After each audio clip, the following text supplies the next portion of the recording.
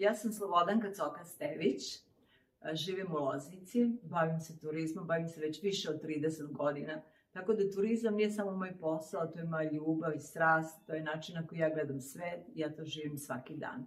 Jer turizam spaja ljude, priče i destinacije. Radeći u turizmu i taj svoj razvojni put, ja sam odlučila da radim samostalno onog momenta kad sam shvatila da želim da budem odgovorna za svoje uspehe i za svoje neuspehe. Condotis je kompanija koja se bavi turizmom, radi sa svoje dve turističke agencije.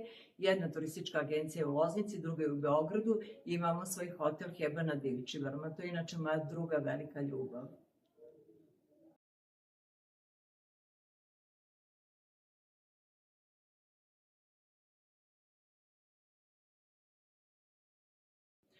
Pa do turizma sam došla tako što je to meni uvek bilo vrlo zanimljivo. Bila su mi zanimljiva putovanja, kontakti sa ljudima, a na kraju se ispostavilo da to jeste jedan vrlo zanimljiv i kreativan posao.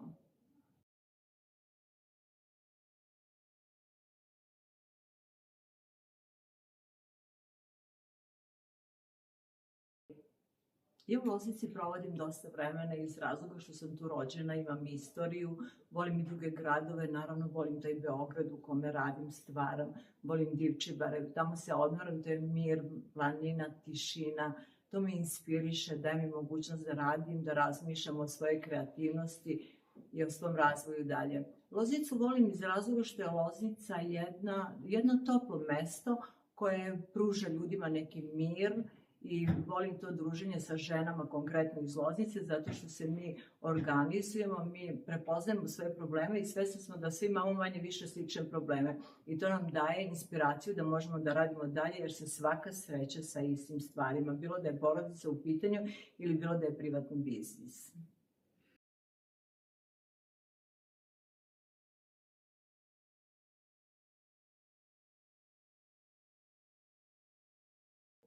Mislim da se žene sreću svuda, u bilo kojoj sredini, da su, samo je stvar koliko imate podršku. Morate imati podršku porodice, morate imati podršku svojih prijatelja, saradnika, uvek je neka dobra podrška. Žene se tu podržavaju i nekad je dovoljna nekad jedna rečenica koja će da vam pomogne na tom vašem razvojnom putu.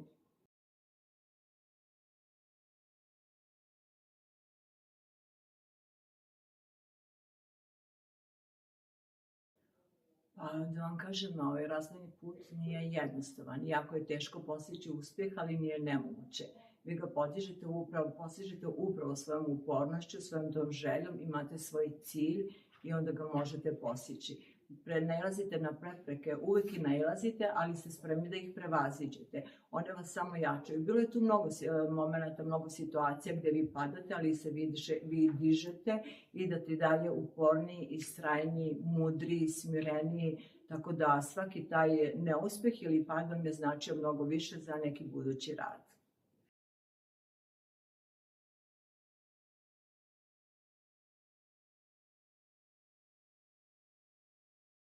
Da, za mene su najveće prepreke bile, ja sam počela u godini bombardovanja. Kad sam otvorila svoju turističku agenciju, jer sam želela da imam svoju turističku agenciju, znate, ja kad pričam da sam, na primjer, otvorila turističku agenciju jer sam želela, pa sam želela da imam 2 autobusa, ja sam i kupila 2 autobusa, pa sam želela da imam hotel, napravila sam i hotel, onda deluje kao da imate čarobni štapić, pa samo to jednostavno uzmete i napravite. Ali to nije tako, jer vi kad razmišljate o tome, vi prosto stvarate sve te ideje i sve se kanališe tim delom, tako da vi postižete taj cilj. Za mene je jako bilo teško da je jedna sredina gde vi morate da vodite računa o svemu, gde žena nije bila tako priznata, da ona može da postigne sve to, tako da je jako teško se boriti jer ste vi i majka i domaćica, bez obzira koliko ste uspešno poslovni, vi morate biti i majka i domaćica, tako da srećete se jednostavno sa svim izazovima, ali nekako vi naučite taj posao, vi prevaziđete sve to, tako da nemate više problema. Sem oni koji imaju svi, bilo da ste muško, žensko, kako god, preduzetnik, bilo gde,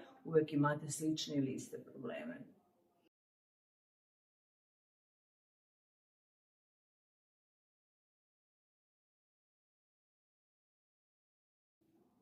Pa vidite, svaka sredina može da vas oblikuje, samo ne treba da dozvolite da vam ona postavlja granice.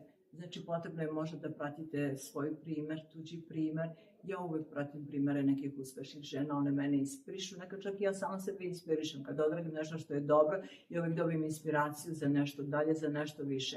Mislim da svaka žena mora da ima snagu i upornost i da mora da ima veru, da to ima smisla i kad ima tu veru, to je ta njena snaga koja ona napreduje i ide dalje.